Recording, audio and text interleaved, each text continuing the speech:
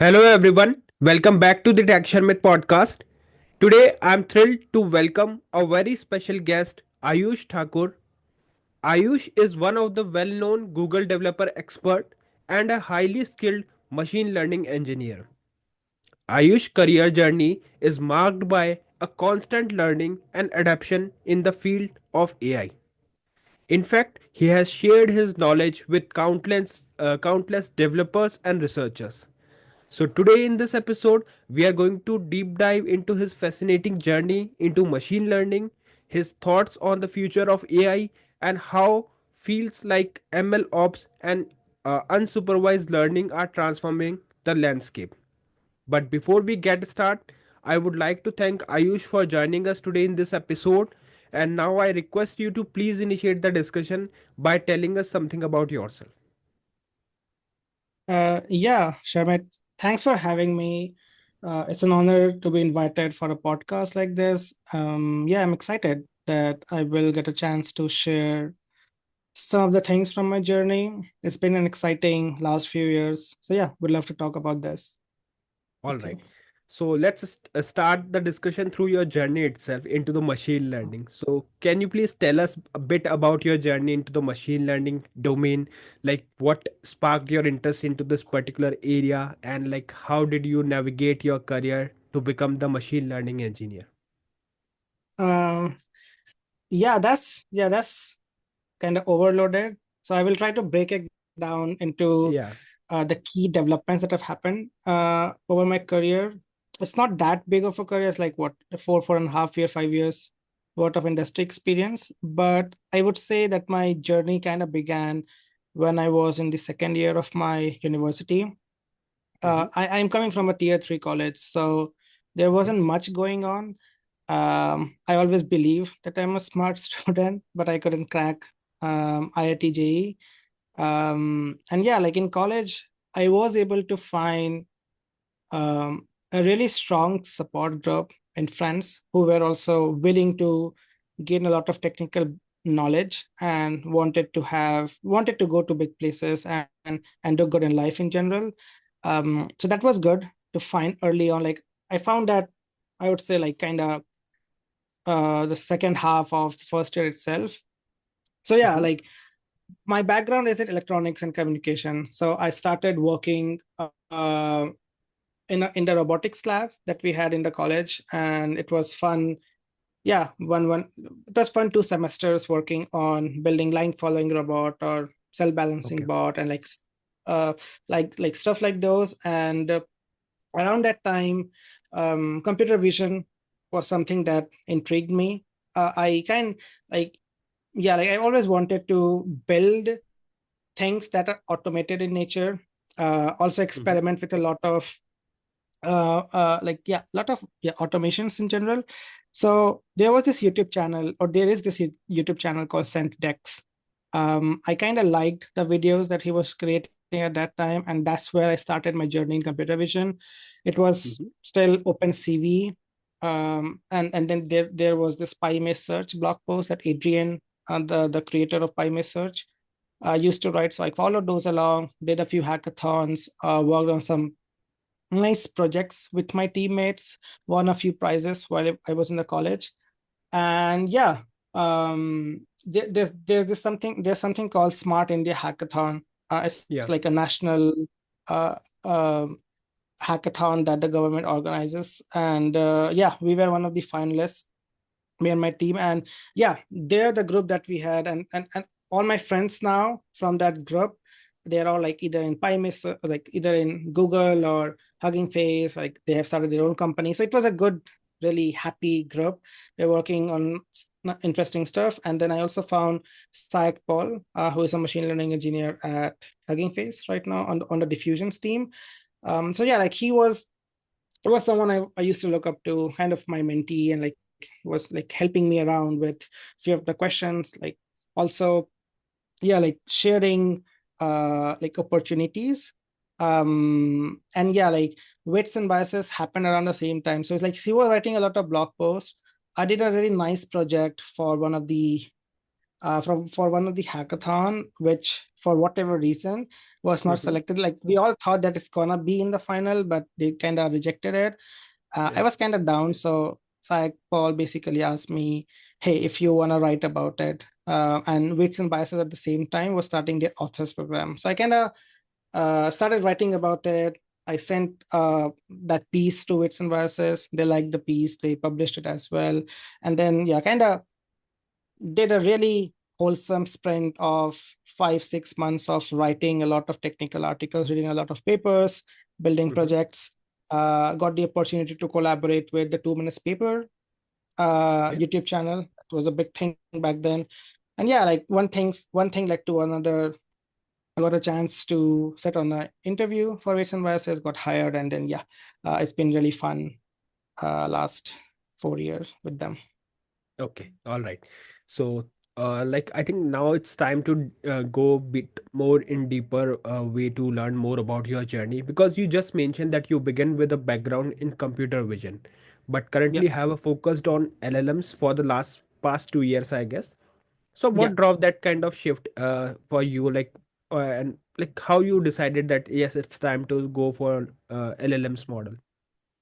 Yeah, for sure. Yeah, I was working a lot with CV, and yeah, the world was kind of changing. The chat Mhm. GPT thing happened.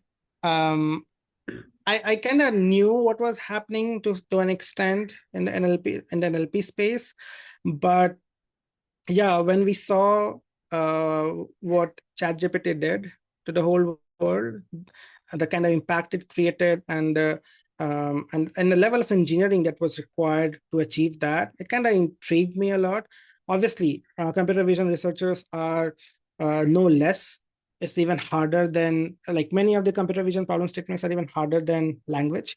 Like, yeah, we can debate. Yeah, but the point is, I basically saw both the modalities merging into one. It was, Mhm. I mean, in today's market or in today's space, AI space, we do not usually say that, hey, I'm working on vision or I'm working on natural language, right? It's more of the same. The ideas are interchanged from one domain to another, or one modality to another. So yeah, like for me, I kind of transitioned, or like started working more with language models, was because it was a bit of a job requirement as well at that time. And it was also because I was collaborating with Carper AI. It's a research group with it. I guess it was within Stability at that time, or yeah, I might be confused, but yeah, it was a group that was working on replicating the RLHF that OpenAI did. So like preference optimization. It was quite a nascent stage. People were talking about it, so I kind of collaborated with them, worked on an implementation, wrote a few blog posts, and that's how I kind of got introduced with LLMs in general. And then yeah, like from there, yeah, so an opportunity that, hey, we can build a lot of applications using these LLMs. We have some sort of intelligence or some sort of reliable automations that we can Mhm. build into these applications.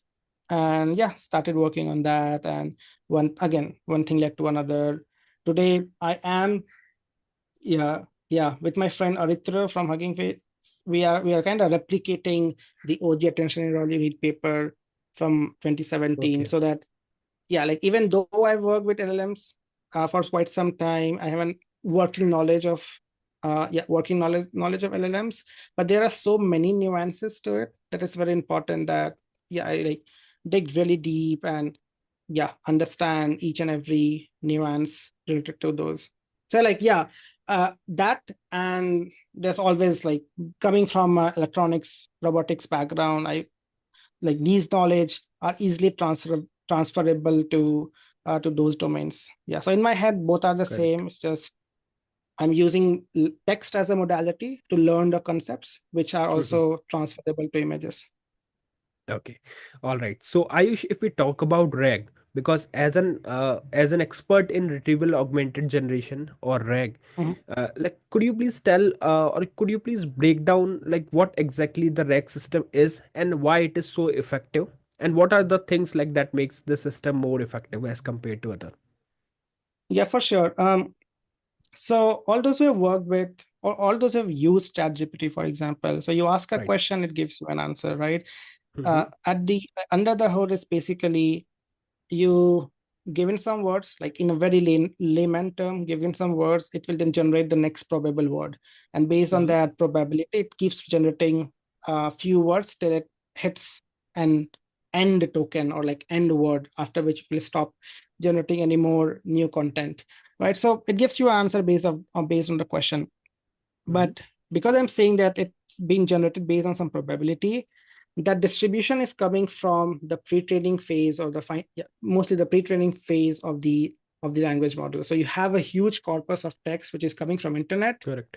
and then you basically dump that knowledge in that LLM, or rather say use a modeling technique, here a transformer, to model that probability distribution of what word should come after, say, first three words, right? Mm-hmm. So there's a distribution that's in play. So obviously, if you have your own proprietary data, and if you have your internal data, um, uh, if your questions are very nuanced and requires a lot of knowledge, it might Mm-hmm. happen that the LLM will not be able to accurately state the fact, right? So Yeah. LLMs are really good at generating the next token, but they're not they're not like a database of knowledge.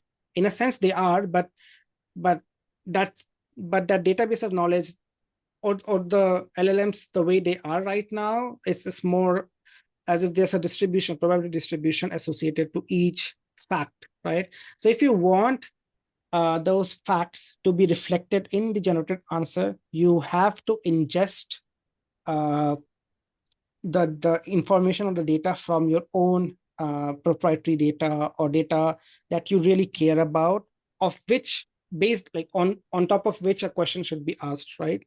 It's not Mm-hmm. like if you're asking about stock prices and you give in the data of some anime, then it will answer you factually about those stock prices, right? So Correct.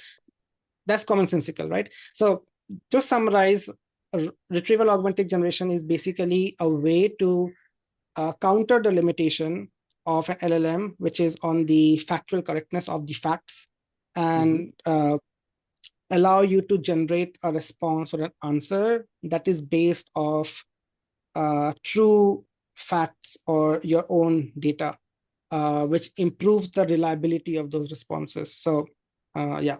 So, like if you have a customer service bot, for example, and if you Yeah. just use an LLM to help answer the questions of your customer, obviously it is going to make a lot of goofy responses, simply because that LLM will have no knowledge about the kind of customer you have and the kind of product you are serving to those customers. It's your knowledge, so you have to give it to the LLM, but you cannot train the LLM to do so. So you have Correct. this retrieval technique where you basically, based on a question, you pick the most relevant pieces of data from your database or your pool of data, and you append that to the question itself, and then say, okay, I have given you some information, now synthesize the answer to be given to the customer. So those answers going to be more correct. Okay. Yeah.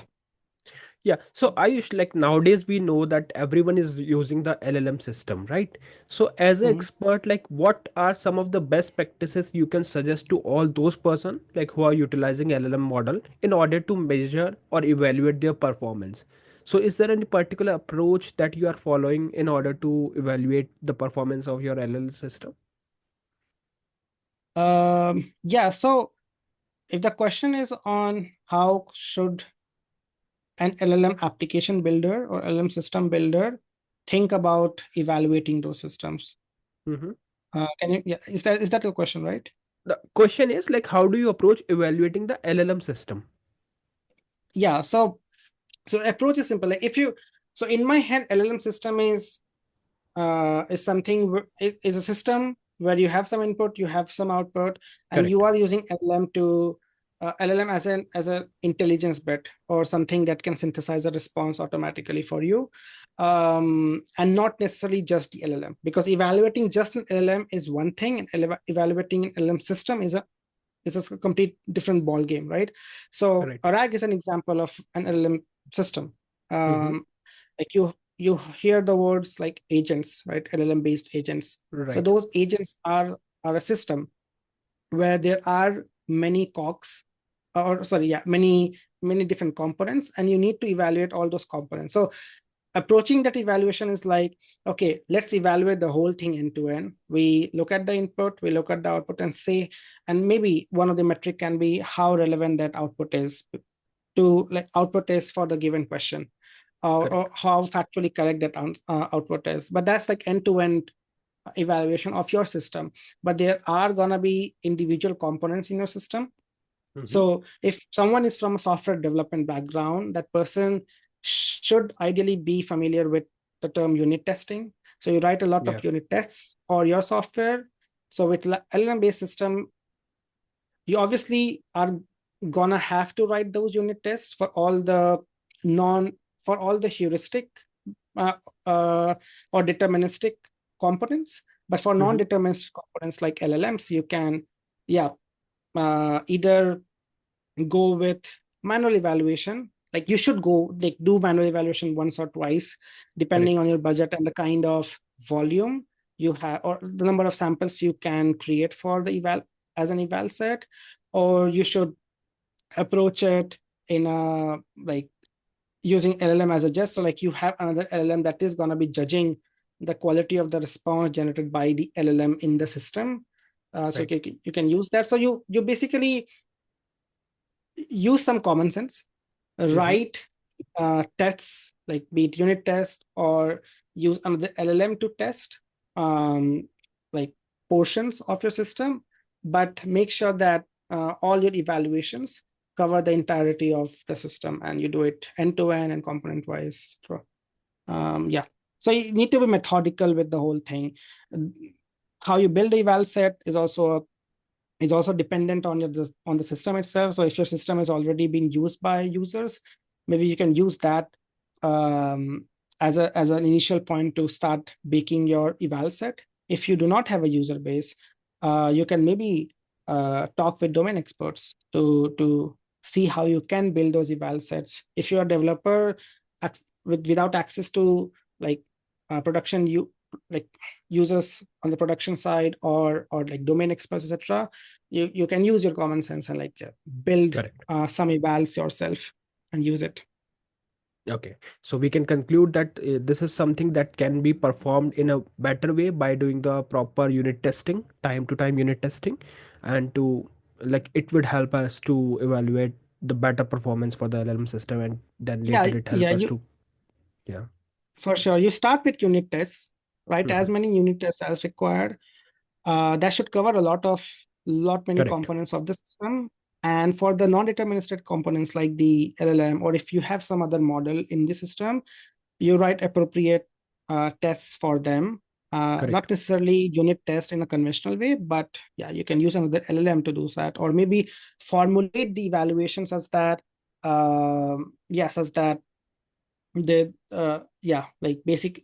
I mean, yeah, formulate the evaluations as that is binary in nature, so that you can say, okay, it's a binary classification task, or like something like that. Like, you can be very fancy, or yeah, you can be very smart about formulating Right. the evaluation for those non-deterministic systems. Okay. All right. So I think now it's time to discuss bit about your experience as a Google developer expert, because we all know that as a GD you are also consistently contributing for this industry. So I just want to ask, like, you have worked upon various projects as a GDE, right? So which project is very close to your heart, and what are those instances that makes that project your favorite? Yeah, for sure. Yeah, I would say as in GD, I have mostly loved talking about Mm-hmm. talking about the works that I've already done. So, like, Okay. the public speaking that I've done are usually closer to my heart. Of which I would say, very recently I gave a talk on inference optimization. So you Mm-hmm. have LLM, you are, like, yeah, asking it to generate something that's inference. So you need to optimize that inference. So you need to speed up the whole thing, right? And it's a big engineering task. Honestly, there are many nuances Right. to, like, the way there's a lot of nuances to training a model. there are obviously nuances to optimizing both the training and the inference. So yeah, I've been working on that, and that's very close right now to my heart. Okay. um, but I would say the closest right now is the eval course that I launched with my colleague Anish. So it's like a collaboration of Weights and Biases and Google and OpenHands. So we are using Gemini. So yeah, it was fun working with Gemini. Yeah, it's a really good model, and yeah, loved using it. All right. Okay. Fine. So, as we are talking about the technical things, so it's time to discuss bit about your Kaggle notebooks master. Because as a Kaggle book master, like what are the skills that help you to stand out in this Kaggle community? And just tell bit about this program, like what is Kaggle notebooks master and how it has impacted your journey.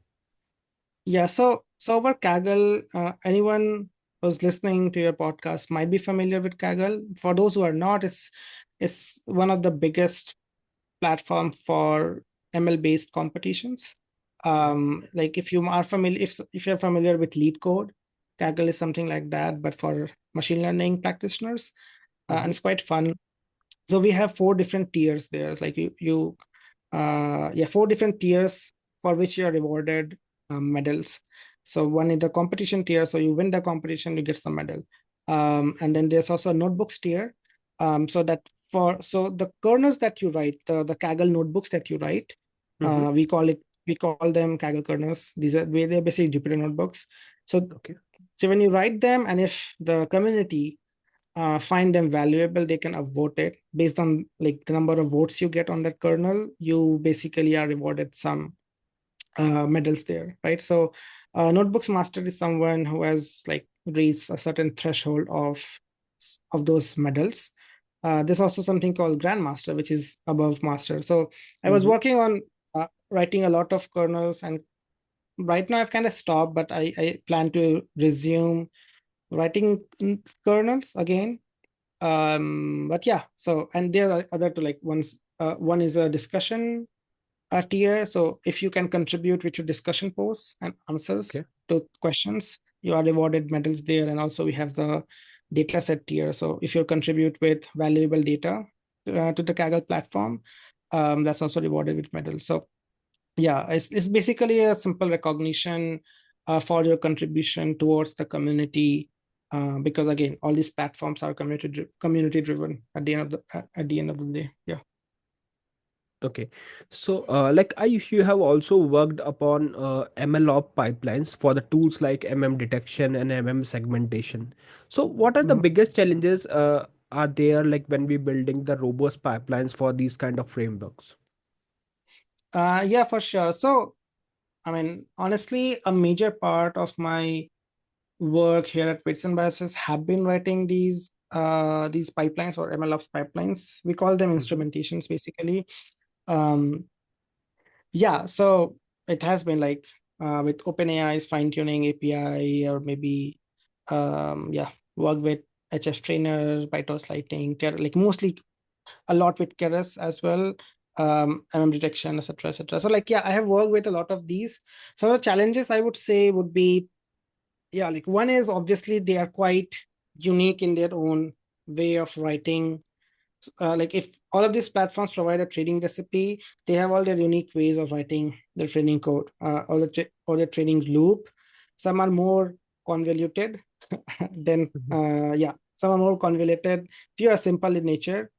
I would say Weights and Biases itself is kind of very easy to work with. It's a very simple API to work with. So in putting that in those code bases was not that tricky.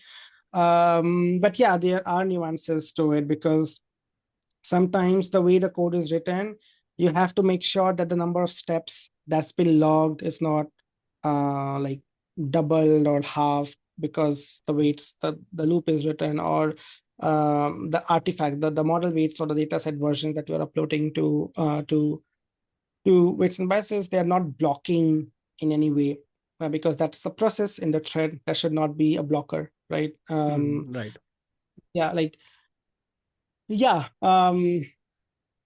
yeah, many a times it's also like a challenge, because the code base itself is very huge, and you need to find appropriate hooks in the code, because at the like when we are building these integrations as a third part, like as someone who is not the owner of those repositories, you Mm-hmm. just cannot change the design according to your desire, right? You need to adhere Right. to the design, to the structure of the original authors of the repository.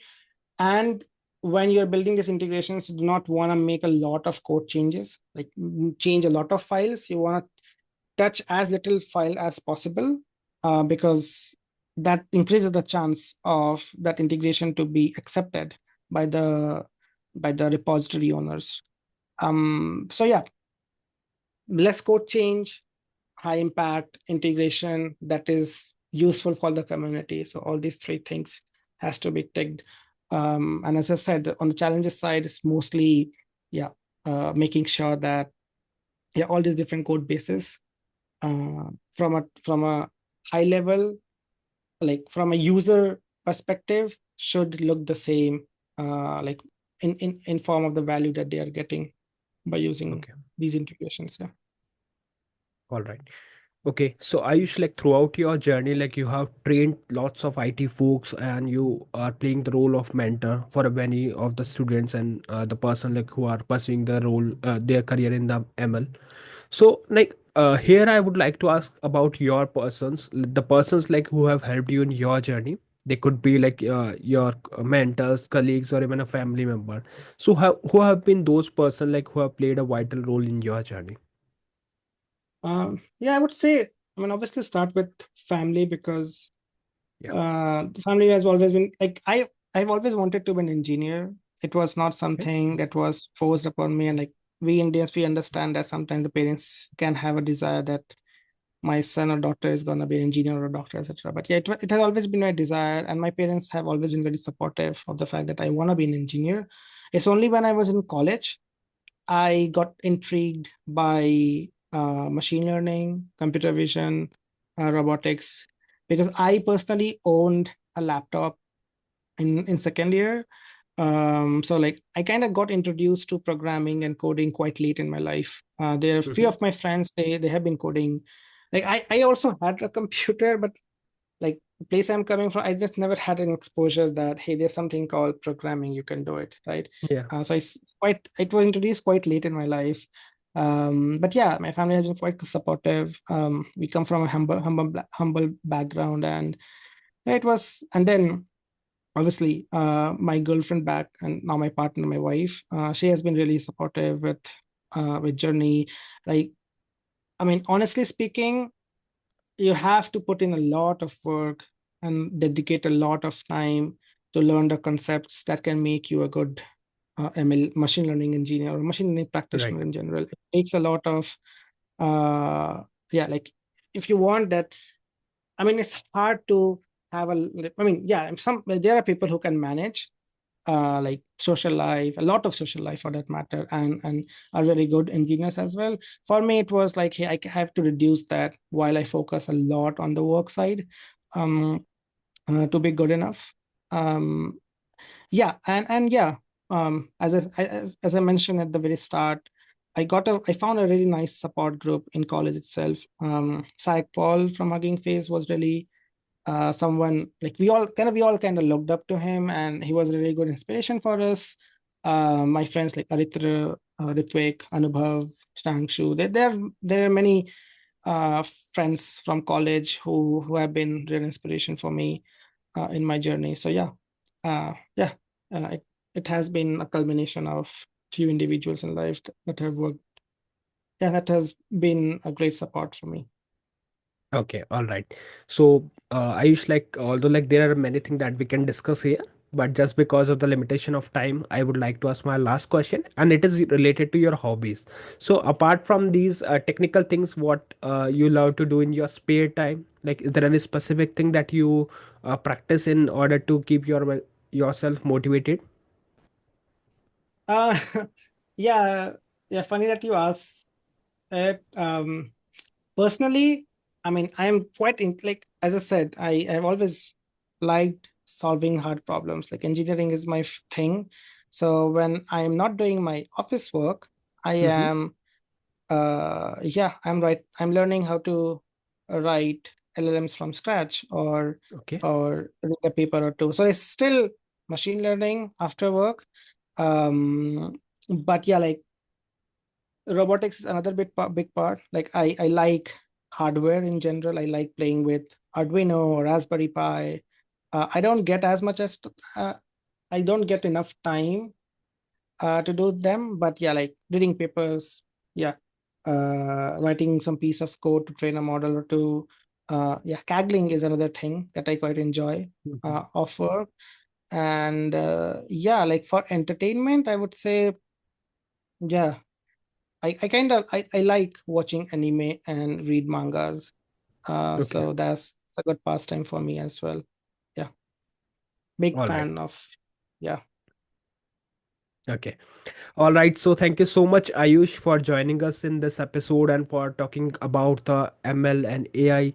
And thank you once again for being a part of the show and for sharing your Mhm. expertise. I hope it was a nice discussion for you and it was a smooth discussion for you as well. So thank you once Yeah, again. for sure. Yeah, thanks again. Thanks for having me here. It was first fun talking to you, and yeah, I hope few yeah, I mean, folks who will listen will get something out of it, something of value. So yeah, happy for it. For sure. Yeah. Thank you.